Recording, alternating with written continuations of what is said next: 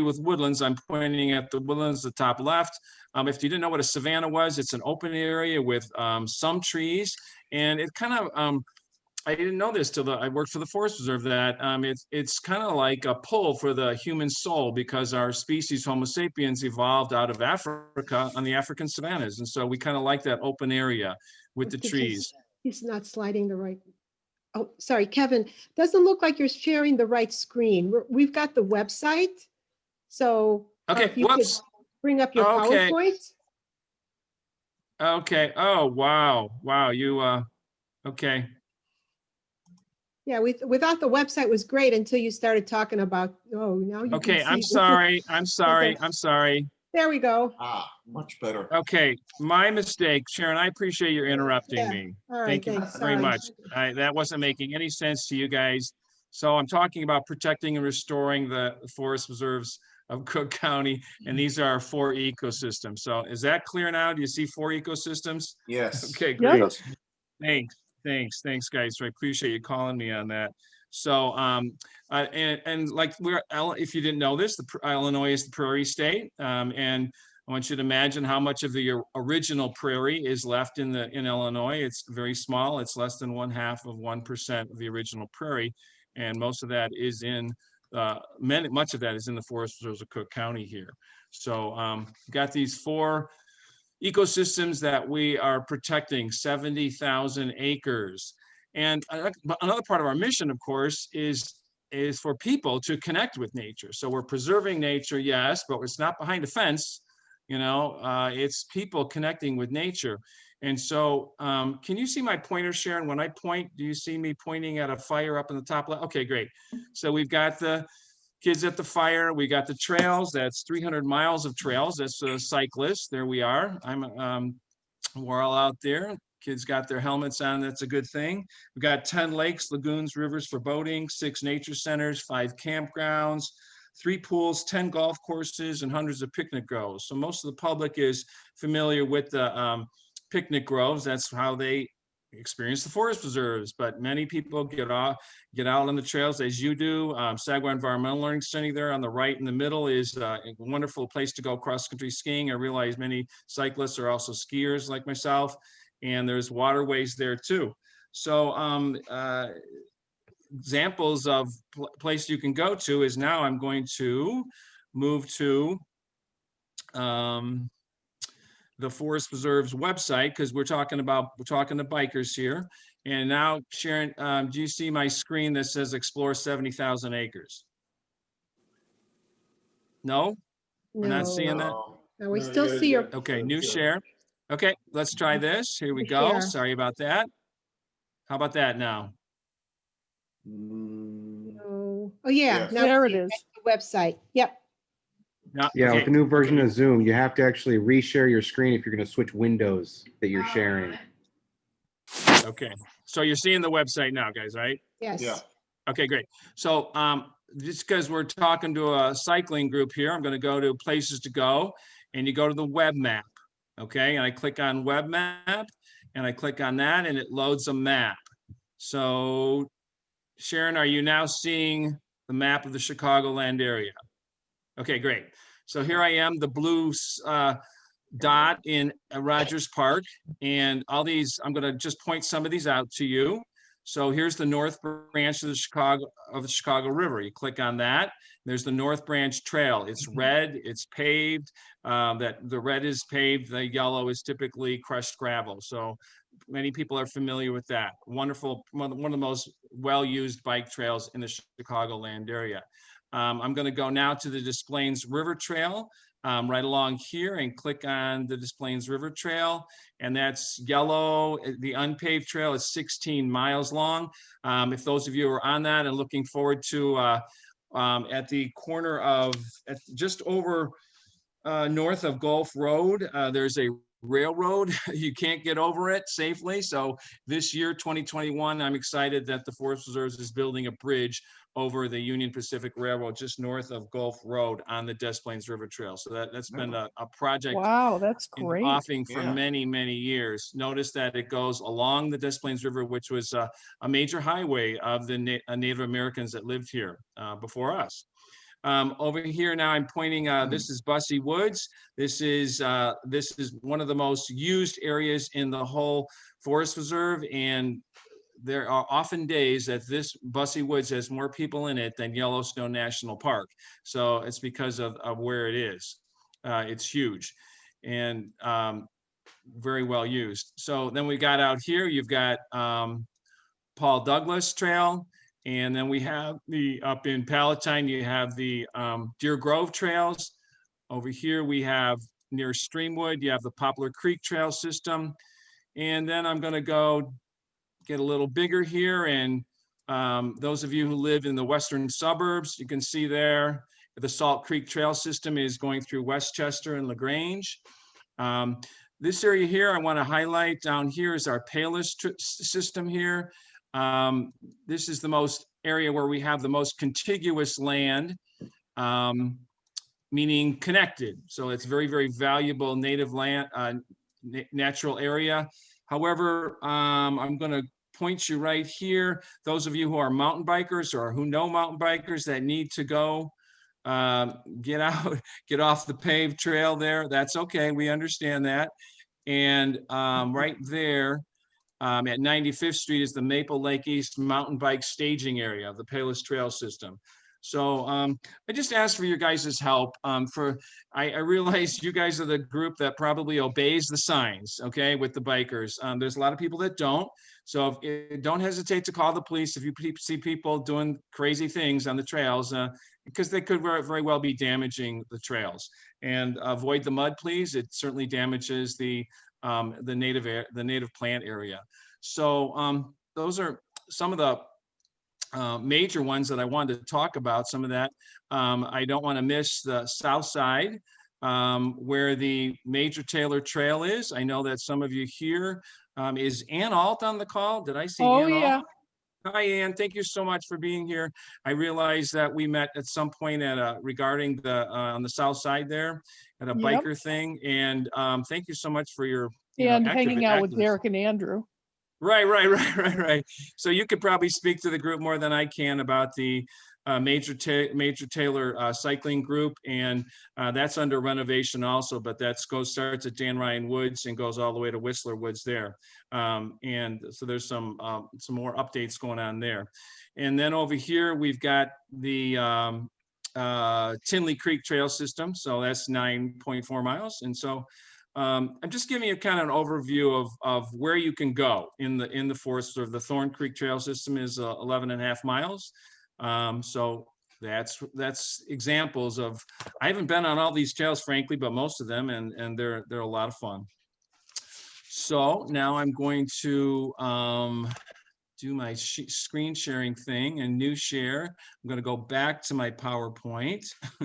Unless I'm going to pause right there. And does anybody want to say anything about any of those trails in the forest reserves of Cook County that you just got to ask your question right now? That's fine, or make a comment. Well, when you were mentioning the Major Taylor Trail, we're really excited about the proposed changes at Dan Ryan Woods. For those who don't know, right now, there are some trails within the woods that don't connect directly to the Major Taylor Trail. And there's a proposal to add, modify some of what exists to make it safer, and also add a connection so that things are more connected within the woods.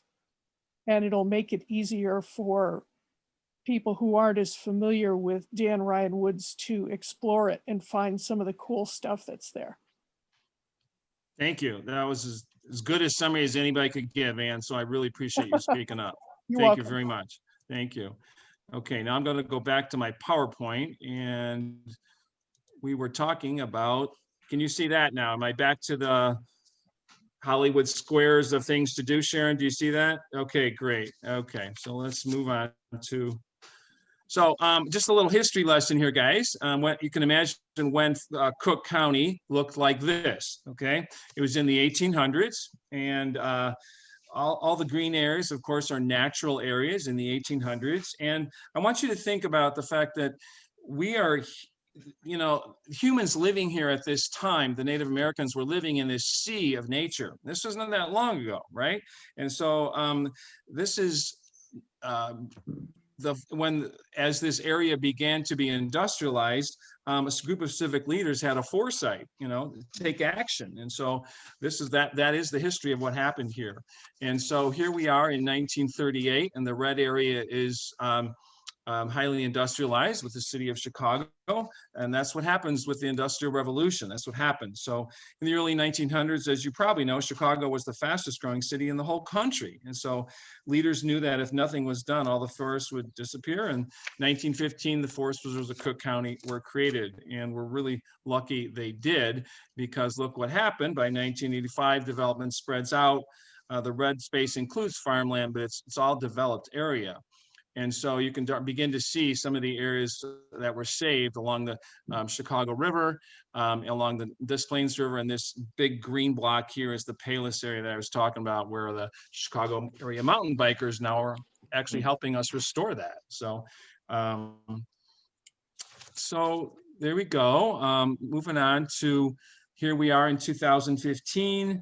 The difference now is numbers. Okay, we've gone from humans in a sea of nature to these islands of nature in a sea of humans. So this is key to understand why we as humans need to be involved with our natural areas, because we are now the major species dominating everything. We have completely transformed the land, and so we have to take responsibility for taking care of the natural areas that are still left in our county. We need to pause right here and talk about how see the difference between 1800s and 2015. It's dramatic, the dramatic difference there. Always need to acknowledge that the Native Americans were here before the white folks showed up. Okay, so it's a land acknowledgement statement. Every presentation we do, every event we do, the Forest Preserves of Cook County acknowledges that we are in the ancestral homes of the Council of Three Fires, the Ojibwa, Ottawa, and Potawatomi tribes, and a place of trade with many other tribes, including the Ho-Chunk, Miami, Menominee, Sauk, and Meskwaka.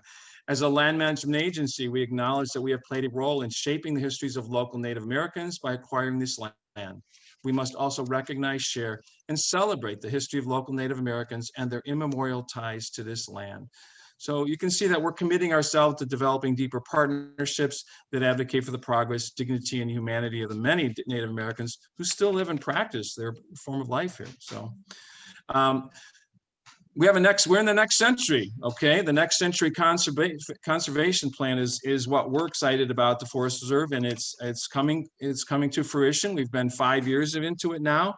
And because we've learned that protection isn't enough. You cannot just put nature behind barbed wire fence and say, don't go there. That's not real. Protection is not enough. Ecosystems are being destroyed, pollution, invasive species, and the very real experience of climate change that our ecologists are documenting with the plants in the Forest Reserve. Climate change is, of course, very real. Plants and animals may disappear forever. So what we do over the next 100 years is critical, and you got to have a plan.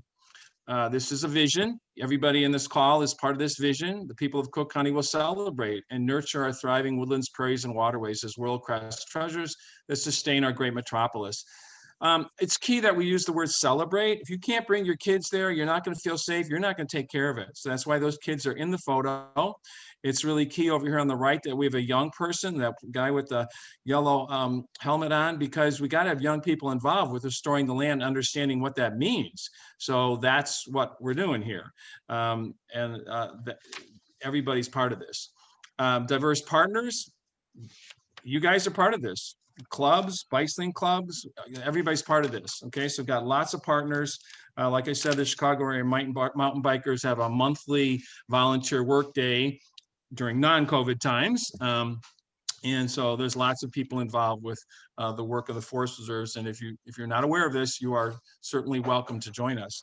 The land, I didn't know this, so I work for the Forest Reserves, that Brookfield Zoo and Chicago Botanic Garden are on the Forest Reserve's land.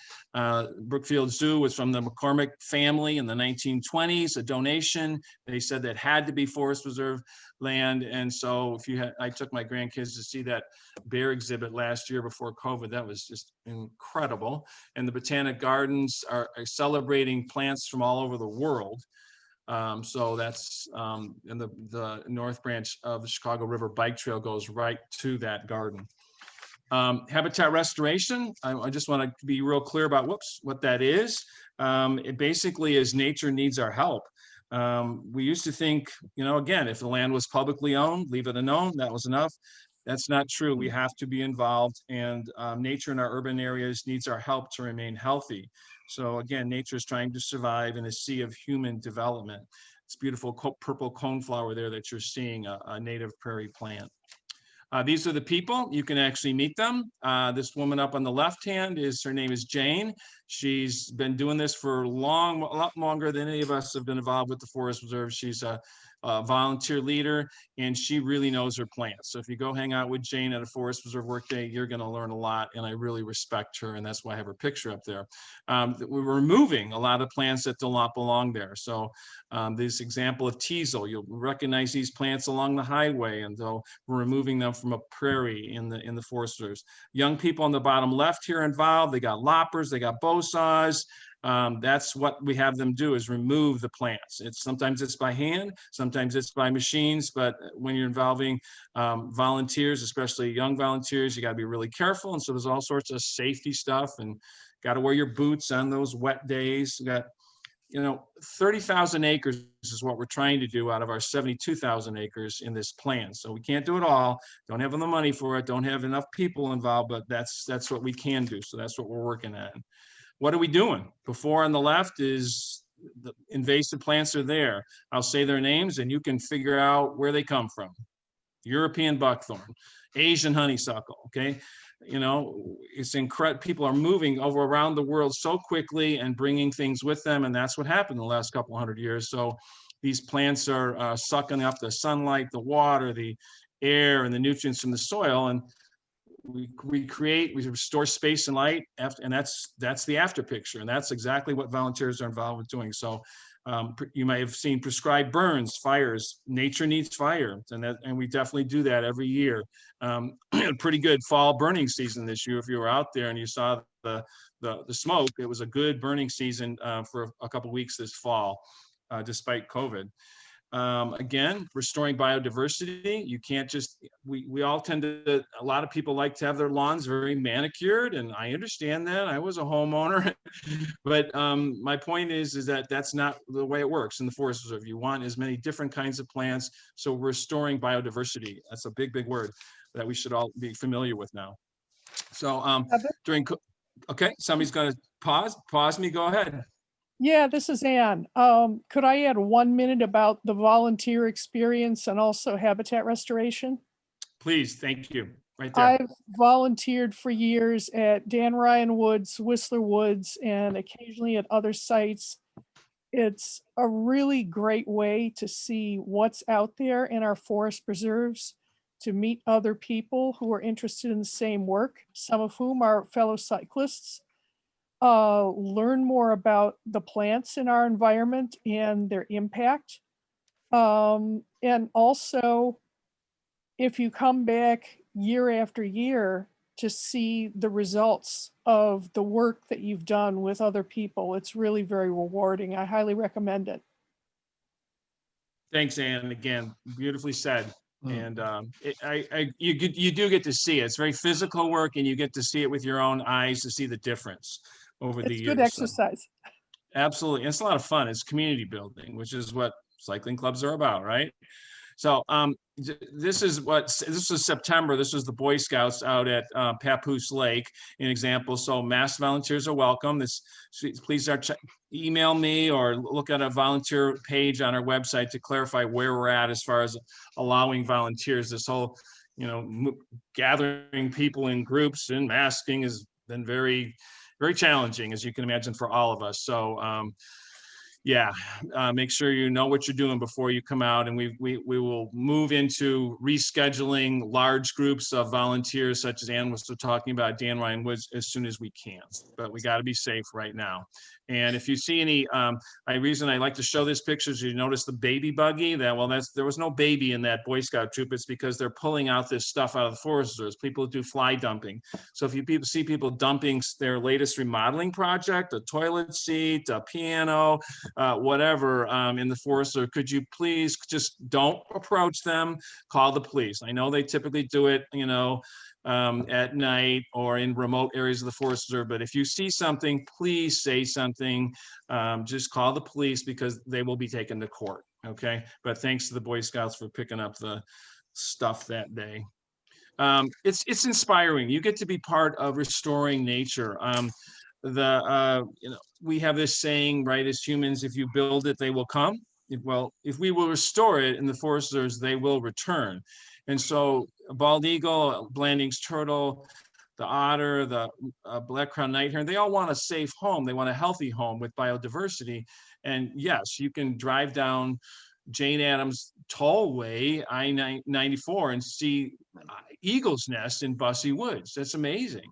That heron, I saw him within a couple hundred yards of a Metris track on the and Forest Glen Woods on the north side. So my point is that nature we can coincide with nature, and that's what we're trying to do. And we all need this. We all need this inspiration. Nature and Health is a Trail Watch volunteer. If you're a cyclist and you want to come to a 2-hour training online, Zoom now with our police, you can sign up for be a Trail Watch volunteer. And you just basically go out on the trail like you love to do. And if you see something, say something. And that's why we provide this. And you're already volunteering. You've probably already been doing it. We just need you to kind of sign up as a registered volunteer. It's well documented that spending time in nature is good for us. You guys know that. So we will provide employment opportunities, skills development. There's an economic benefit also that comes with reducing stress, illness, and improving our overall well-being. And of course, it prevents floods. So you saw from previous slide how much development is in Cook County. The parking lots and roofs cannot absorb water, but the forest reserves can. So without the forest reserves, a lot more basins would look like this. So how much does all this cost? The forest reserves, how much does this cost the county? And clean water, clean air, education and job training, lowered health risks, protection of plants and animals, flood prevention. This is providing ecosystem services that are just invaluable, really. I can't, that word ecosystem services is kind of a sciencey word that you'll hear in these conversations, but my point is that it's like gifts. This is nature giving to us, okay? I prefer to think that our natural world simply gives all this to plants and animals, including us. So how much does it cost Cook County taxpayers to support the forest reserves of Cook County? Is if I buy 1 or 2 cups of coffee a month, yep, that's about it to protect 70,000 acres, okay? So the average homeowner in Cook County pays $3 to $4 a month. That's less than 1% of your property tax bill. And that's approximately $25 to $45 per year for a Cook County homeowner. So again, the vision, the people of Cook County will celebrate and nurture. Two key words there, celebrate and nurture our woodlands, prairies, and waters, sustain our great metropolis. These are really world-class treasures. They could easily have disappeared over the last 100 years, and they could easily be irreparably harmed over the next 100 years. So this is my ask, is that you participate, you experience nature at your local preserve, use the trails, call the police when you see something awry, get on our newsletter for a monthly email, advocate. You guys are involved, organize people, tell your friends and family, talk to elected officials, support with your time, as Ann so eloquently said. Thank you very much. And that's me, my email address. I'd be happy to have an email conversation with anybody, but I want to pause right now and let you guys say anything you want to say. Thank you so much, Sharon, for refereeing our conversation here. Oh, that was great. Thank you, Kevin. That was lots of good information, inspired. Can't wait till tomorrow. Go outside. Good weekend. I have a question. Thanks. Go ahead. So in this age of COVID, I'm trying to avoid people. What forest reserves have are least used and have maybe 3 to 5 miles of trails? Yeah, that's a really good question. I would head to the Payless area. Frankly, there's so many remote trails there that you can get on, and but I was on them recently and I had to keep my mask on. So I'm not going to kid you that you just don't know when somebody else is coming around the bend. So, yeah, Well, bring I a don't mask know. for sure. Yeah, oh, well, yeah, definitely always bring a mask when you bike, just in case. I have found, though, if you're a morning person, that getting out earlier in the morning, you can actually have a totally different experience early in the morning than you would at, like, 8 or 9 o'clock on the trails. I'm sure a lot of us know what I'm talking about. So time of day matters, at least in terms of, the early morning is very much a nice time to be on the trails. There's not a lot of people usually. That was very well said, Luke. Thank you.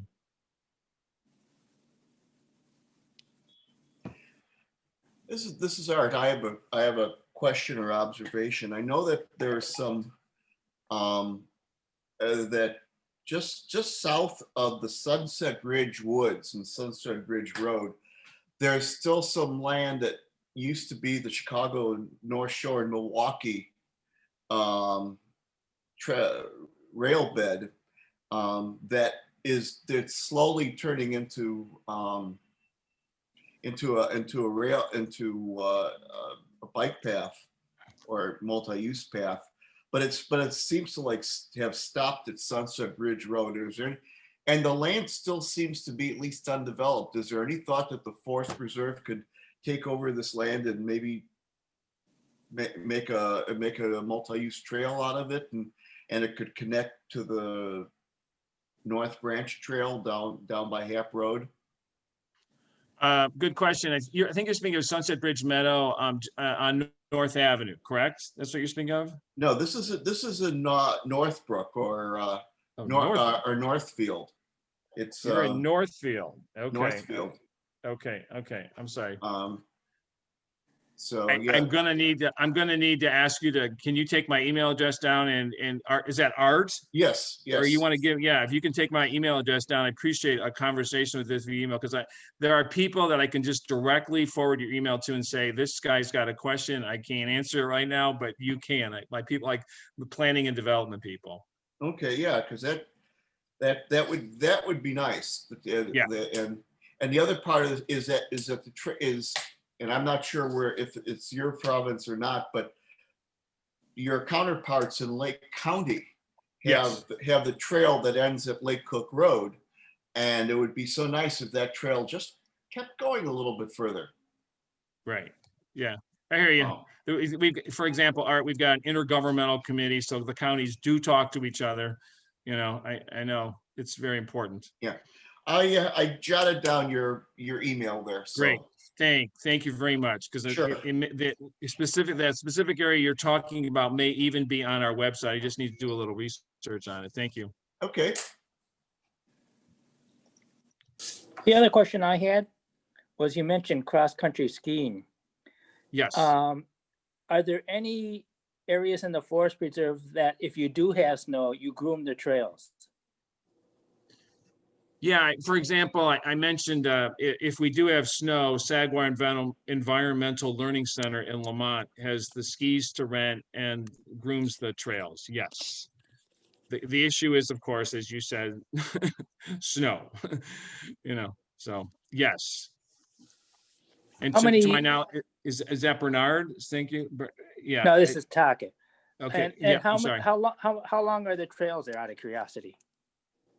Actually, I've been on them, but I couldn't tell you how long they are. I spent a few afternoons there, so I couldn't tell you exactly how long they are, but it's a wonderful area. It's got the Sagwa Environmental Learning Center. If you haven't been there before for the trails, they're well done when you have snow. Also, it's got the only canyon in Cook County, so you can actually go see a real canyon in Cook County. That's pretty interesting. I'm sorry, where's the canyon? Sagwa Environmental Learning Center is in Lamont. Okay.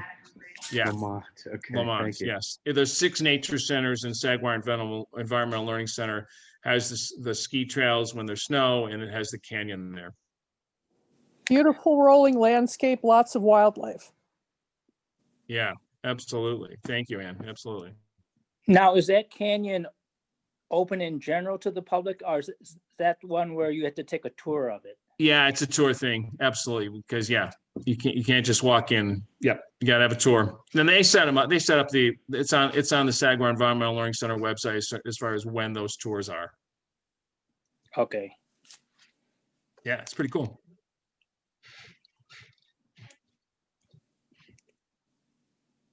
Just as a general observation, to say it all, is that the Forest Reserve really do a good job of maintaining the bike trails. Mhm. They're usually in very good condition, and which is nice. Sometimes they're sometimes simply too crowded. Yeah. Yeah. Um, Yeah, I mean, the Trail Watch volunteers have been reported more visitors during, COVID time than ever because people just need to get out. And so absolutely, it's a lot of people out on the trails. One of the nicest additions has been the continuation of the north, if that's what you would call it, the North Branch Trail south of Devon as it goes over. As it goes past Old Edgebrook, there's the bridge over the river Right. at Central and Right. then over the Chicago and Milwaukee Railway. That whole part is really nice, and it's certainly people have taken to it. Yeah, absolutely, absolutely. It connects. The way to get at it is at Chicago Park District property right there on Foster. And It connects with the Forest Reserve, and as you can imagine, people confuse the Chicago Park District with the Forest Reserves of Cook County, and sometimes they are connected as they are right there. Yeah, and unfortunately, that's the city, and it's the city's problem right there. And I think they know about it. Is that there's no nice way to get to that trail by bike because just where it is. It's at Foster Avenue on a busy street. One of the approaching side streets are one way, and etc. And I assume the city will eventually deal with that. So No, it's a good point. I'm glad you brought that up. I mean, if you could see from the map that the vast majority of the Forest Reserves of Cook County are in the suburbs, right? Yeah. And so, it's an issue because, everybody needs nature, but, most people in the Chicago metropolitan area live in the city of Chicago. And so that's definitely a issue we're dealing with all the time is accessibility to nature. And it's not easy. You can take a Foster bus and get on the Forest Reserve's North Branch River Trail, but not everybody can do that. No, I mean, if you have an ear for it, if they would take I believe Costner Avenue, as the city has done, and made a bike boulevard, a two-way bike boulevard, as a cyclist, you could approach from the neighborhood and not have to. And I think we need to push CDOT on that. Yeah, which is why I'm saying, but I mentioned that.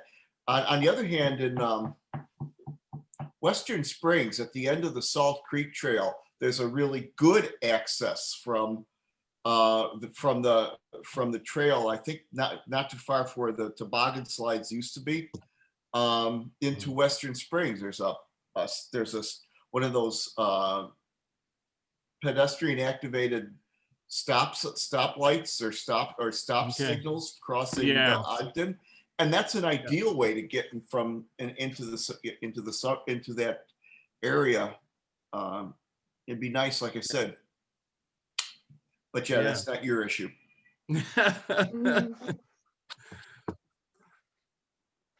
So I have one final question. Sure, great. Go for it. So what's the policy on snowshoeing if there's like a foot or two of snow? Do I have to stay on the designated trails or can I go all over the place? I don't know that. I'm going to have to find that out. Thank you. I Can you mean, email other me than about that? marked spaces in the Forest Reserve, aren't people allowed to go wherever unless they specifically marked for no access?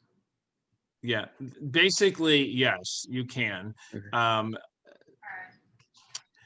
Yes, there are certain areas that, we really want to be careful with nature preserves and stuff like that, because people can do damage. But in general, I don't see an issue with snowshoeing. So, if you got enough snow, the plants are already covered anyway. But I'd be happy to connect with the right information on that. I'm not real familiar with a lot of snowshoeing stuff. Thank you for bringing that up, though. I'm guessing it would probably be similar to cross-country skiing in that respect.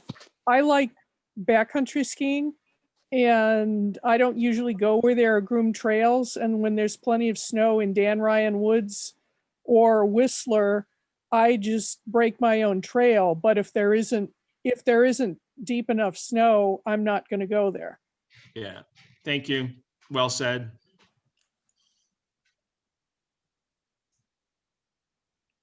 Okay, so it sounds like we're winding down here. Any last questions? Otherwise, any more? Thank you, Um, Sharon and Kevin and Ann and Art and everybody who's here. This has been great. Yeah, it's inspirational Yeah. now to get Thank out you. And Sharon, outdoors. thank you for Thanks. organizing this. Yeah. Yeah, thanks. yeah, you guys had Have a great good choice. questions. Really, I love interactive groups. This was really well done. Thanks a lot. Okay, thanks, everyone. Alrighty. Thank you. See you Bike next Take care. month. safety. Thank you. All right. Have a good night. Okay.